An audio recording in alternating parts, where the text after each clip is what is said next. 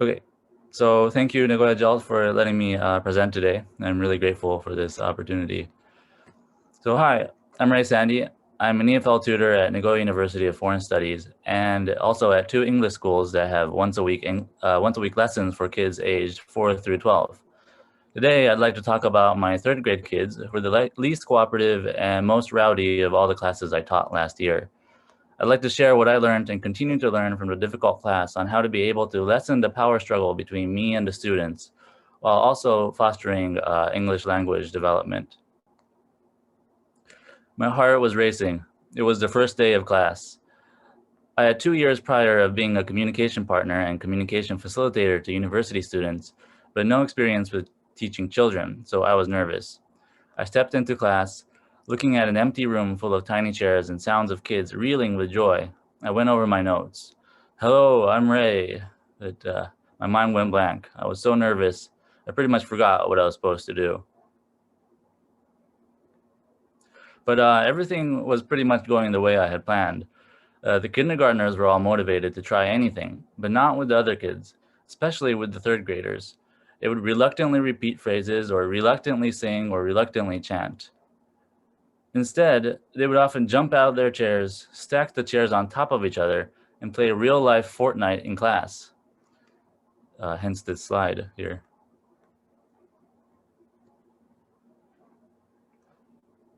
I had planned several activities I could fall back on if the students weren't motivated, but they weren't working either, and I wasn't sure why. Did they have some kind of personal grudge against me? But why? The students would continue to disrupt activities. Even the students who were wanting to participate in activities were now beginning to join the more rambunctious kids, but I didn't want to get angry with them. So instead, the assistant teacher would strictly tell them to listen to the teacher. They would then settle down, but 5 minutes later, they were back at it. So the next class, I decided I needed to have a talk with them. I thought about my speech to them while prepping for the class at home. Somehow, my speech would not only condone them, but also motivate them to want to learn English. I got to class and gave my speech. The way you try to disrupt every activity I bring is very problematic. Now, I know some of your parents are making you come here, but if you help me out, I'll make sure this class is fun and worthwhile for you. Sparkle in their eyes, they told me, "Hai, wakarimashita." 5 minutes later, they were back at it. So I decided it was time for me to be strict. I should have set out the rules in the beginning, just like my third grade teacher when I was their age, strict but fair. But class began, and as I laid out the rules to them of listening to instructions and being respectful to each other, one kid, for privacy's sake, I'll call him Reiji, jumped up and ran to the whiteboard, started drawing, and told me to wait for him to finish drawing. All the other kids snickered and started to get out of their chairs too. Okay, I thought, it's time to raise my voice. Just once. Hey! They all sat back down out of fear. I knew that behaviorism wasn't the best choice because of the many horror stories I've heard from my grandparents when physical punishment was used to discipline. Mine wasn't physical punishment, but it was the same tactic of fear, more or less. And being a new teacher without experience of being strict, without stepping out of line, I didn't know how to do it without really traumatizing them. So my goal was them to enjoy English, not to fear English. Yet my rather brash strictness only worked minimally. I could sense a sort of resentment building towards me as I tried to have them learn the phrases and then recycle them in different contexts. Every class, I would maybe get 10 minutes of what I planned to do until everything else broke down into inside recess without any facilitation of any sort. I lost all confidence and was starting to get really anxious.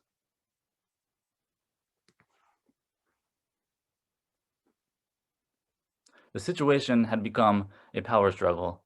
Every class was becoming a who gets to give out orders. The material at hand didn't seem to matter to anyone anymore, not even myself. How can I get them to follow my plans? I thought. The peace treaty of me having a talk with them didn't work. My anger didn't work. I was really running out of ideas. But wait, maybe, I thought, they have too much energy. So I tried having them run around and burn off some energy in the beginning of class. It worked. They would show full smiles as they ran around the classroom, but once that was over, they would slump in their chairs, stare out the windows, and fidget with their erasers. I would try to cheer them up with some more physically oriented activities like charades, but even as we played charades, They would almost try to test me on where I draw the line. They would try to bend the flashcards or slam the doors or throw erasers across the room. And then I realized I didn't have a clear goal for the students in my mind. I did have content to teach them, but at the end of the school year, would they be able to reflect on their year and say confidently that they learned something? Perhaps they would have the confidence of speaking up, but in terms of English, I didn't think so. That's partly why I think even if they were ready to listen to instructions, I couldn't motivate them.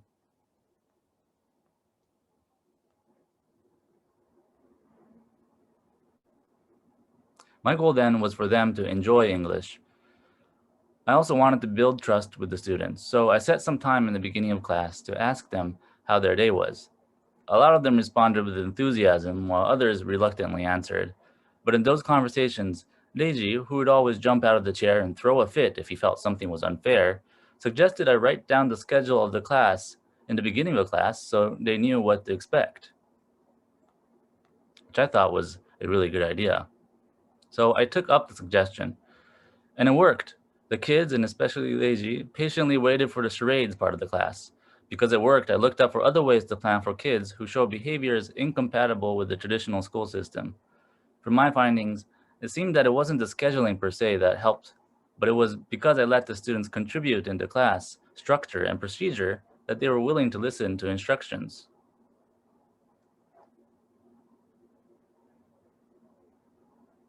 So, trying to get a student to comply generally does not work. In light of that information, I tried to negotiate with the problematic students instead of trying to have them comply, and in turn, that would build the student agency. And a negotiation would not be a complete transfer of authority from an adult to third grade kids. Rather, I would make sure to maintain a safe space while the students can begin to be in charge of their own learning.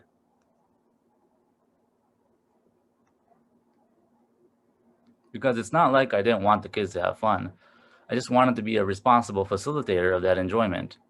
So instead of hoping that my activities were fun, I decided I would try to let them decide what fun means. I told them that if they could use the phrase, "can we joke around," I would give them 5 minutes to do whatever they want in class. If they weren't going to learn any phrases that year, I knew that that phrase would be the one they would remember. They all looked at me in shock. Eh? Yes, but you all have to promise me that you're going to help me out with other activities later. They all gave me a resounding cheer. So Lord of the Flies plus one adult, me, continued on with an added time for them to do whatever they want for 5 minutes. But it wasn't enough. I could see the students talking amongst themselves. Then they all looked at my portable speaker I would bring to class for songs. They asked me if it would be all right for them to listen to a song. Well, they are showing some sort of agency. Well, if you can ask, "can you listen to music?" Sure. Now they looked at me with a mixture of awe and a sort of disbelief. "Can I go to the bathroom?" one student asked. "Sure," I said. A lot of my other students in other grades were cooperative from the beginning, even the older ones. Some other classes had similar types of students, but nothing like that particular third grade class.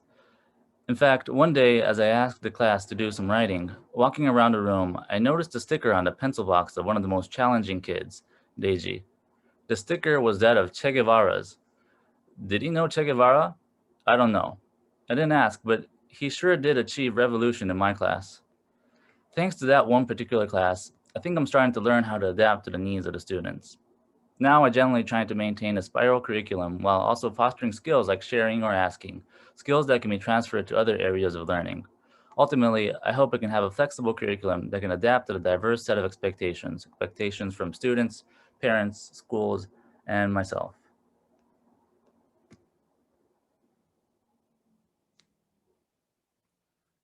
So, although the power struggle is in a way over through negotiation and a relatively student centered approach, I believe if I were able to further learn different ways on how to teach or plan, I could be able to try traditional methods as well.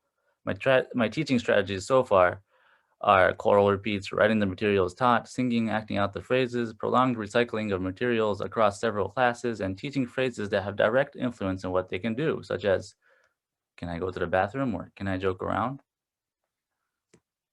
In the future, I hope I can try project-based learning that uses common phrases, primary verbs, or nouns that have direct advantages for the students. Perhaps they learn how to make a board game in which they think of phrases that ask students to do things, like truth or dare.